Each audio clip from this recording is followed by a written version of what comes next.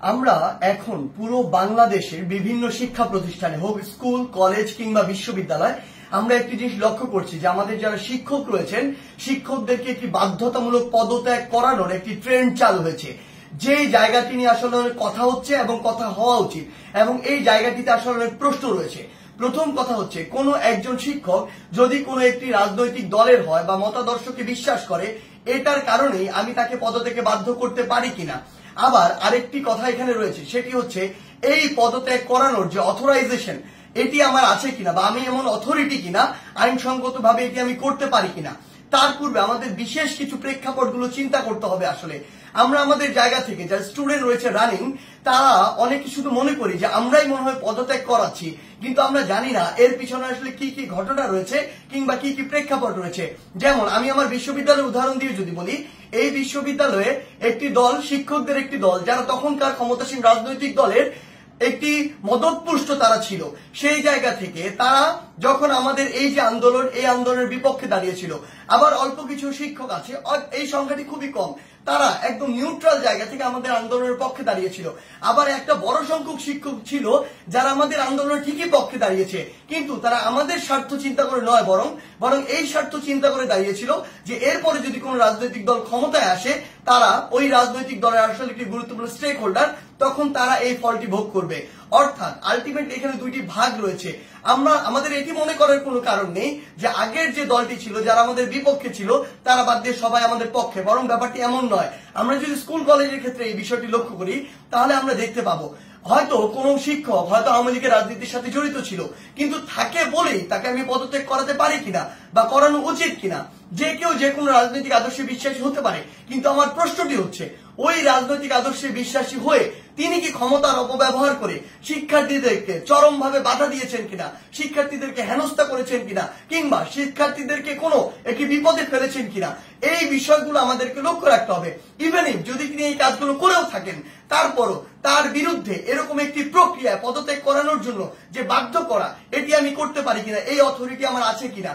আমরা আমাদের জায়গা থেকে মনে করি এটি একটি নিয়মতান্ত্রিক আইনসঙ্গত প্রক্রিয়ার দিকে যাওয়া উচিত এবং এটি তদন্ত সাপেক্ষ হওয়া উচিত। আমরা যদি পিছনের কিছু ঘটনা আসলে লক্ষ্য করি তাহলে কি বিষয়গুলো দেখব।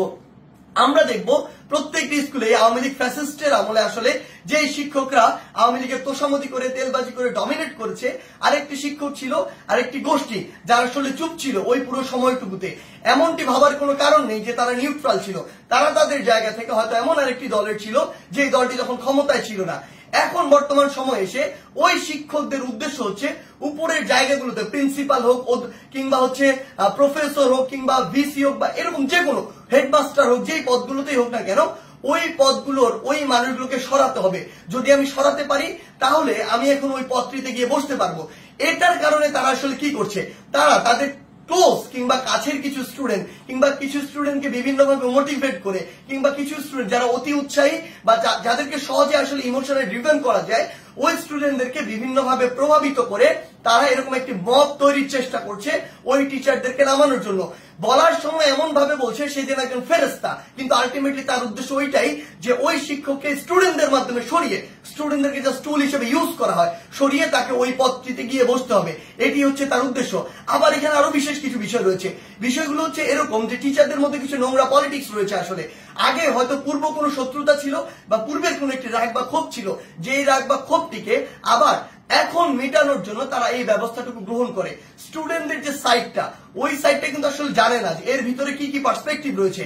এই টিচারগুলো দেখা যায় কিছু স্টুডেন্টকে ব্যবহার করে, আশেপাশের কিছু ছেলে যেই ছেলেগুলো আসলে এরকম কোনো কিছু চিন্তা না করে কিছু টাকা দিয়ে ওই ছেলেগুলোকে প্রভাবিত করা যায় কিংবা অন্য কোনো সুবিধা দিয়ে প্রভাবিত করা যায় কিংবা পরবর্তীতে কোনো একটি পদ পদবীর সুবিধা দিয়ে আসলে ওই ছেলেগুলোকে প্রভাবিত করা যায়।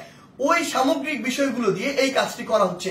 কিন্তু আমাদের জায়গা থেকে সবচেয়ে গুরুত্বপূর্ণ যে কথাটি সেই কথাটি হচ্ছে এই কাজটি একজন টিচারকে এরকম করে বাধ্যতামূলক পদত্যাগ করানোর কাজটি আমাদের নয়, এই কাজটি আমরা করতে পারি না। এই কাজটি কেন করতে পারি না? কারণ হয়তো আপনি একজন শিক্ষককে এটি করালেন, কিন্তু এর প্রভাব পুরো বাংলাদেশের শিক্ষক সমাজে পড়েছে। আমার তো স্কুলে ওই প্রাইমারি স্কুলের কিন্ডারগার্টেন হাই স্কুলের এমন অসংখ্য শিক্ষক রয়েছে যাদেরকে আমি অনেক বেশি শ্রদ্ধা করি, যারা আমার জীবনের শিক্ষাগুরু, যাদের হাত দিয়ে আমি আজকে এই অবস্থায় এসেছি। আমার ওই এমন একজন শিক্ষকের মনেও থেকে এই প্রভাবটি করেছে যে তার একজন কলিগকে আরেকজন শিক্ষককে স্কুল কলেজে যারা বাবার বয়সের সমান, যারা দাদার বয়সের সমান, এমন বয়সের একজন মানুষ যিনি আমার শিক্ষক, তাকে যদি স্কুলের বাচ্চারা গিয়ে এইভাবে একদম মব জাস্টিসের মাধ্যমে যা ইচ্ছা তাই বলছে, যেভাবে ইচ্ছা সেভাবে অপমান করছে, করে একদম বাধ্য করছে ওই পদ থেকে পদত্যাগ করতে, পুরো বাংলাদেশের শিক্ষক সমাজের উপরে এটির একটি মানসিকভাবে বড় প্রভাব পড়ে, যেটি পুরো বাংলাদেশের শিক্ষক এবং ছাত্রদের যে সম্পর্ক, ওই সম্পর্কের জায়গায় গুরুত্বপূর্ণ একটি প্রভাব ফেলে এবং আমাদের যে এই যে সম্পর্কের জায়গাটি, এটি ভবিষ্যতের জন্য খুব খারাপ ভাবে নষ্ট হয়। আমরা আমাদের শিক্ষার পরিবেশ নিয়ে কথা বলি, সেখানে যদি আমার শিক্ষক এবং শিক্ষার্থীদের যে এই পরিবেশটি ঠিক না থাকে, এই সম্পর্কটি যদি একটি তিক্ততার পর্যায়ে চলে যায়, তাহলে আলটিমেটলি এটি কিভাবে সম্ভব? আলটিমেটলি এই শিক্ষার উন্নয়নটি কিভাবে সম্ভব? সবচেয়ে বড় কথা হচ্ছে ওই শিক্ষক যদি দোষী হয়, তাহলে আমরা আইন নিজের হাতে তুলে নিচ্ছি, আর যদি দোষী না হয় তাহলে আমরা আইনটি ভঙ্গ করছি, যার কোনোটি আসলে আমরা করতে পারি না। যেটি করছি এটি হচ্ছে আইনগতভাবে অন্যায়।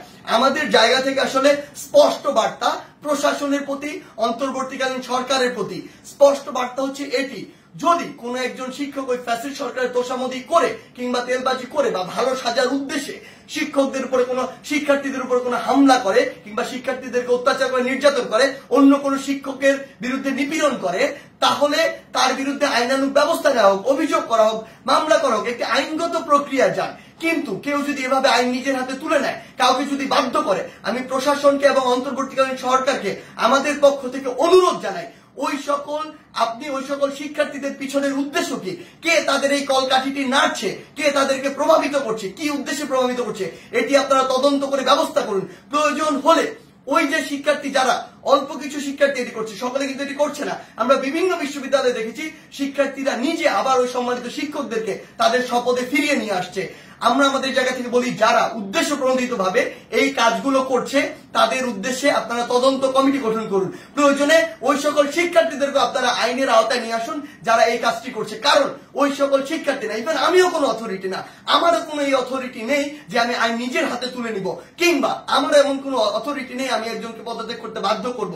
সেই জায়গা থেকে আমাদের স্পষ্ট যেটি বার্তা, সেটি হচ্ছে পুরো বাংলাদেশকে আমরা যদি এগিয়ে নিয়ে যেতে চাই, তাহলে এই শিক্ষার একটি সুষ্ঠু পরিবেশ থাকবে এবং এই পরিবেশের সবচেয়ে গুরুত্বপূর্ণ যে দুটি স্টেক হোল্ডার, একটি হচ্ছে আমাদের সম্মানিত শিক্ষক আর একটি হচ্ছে আমাদের যে শিক্ষার্থীরা।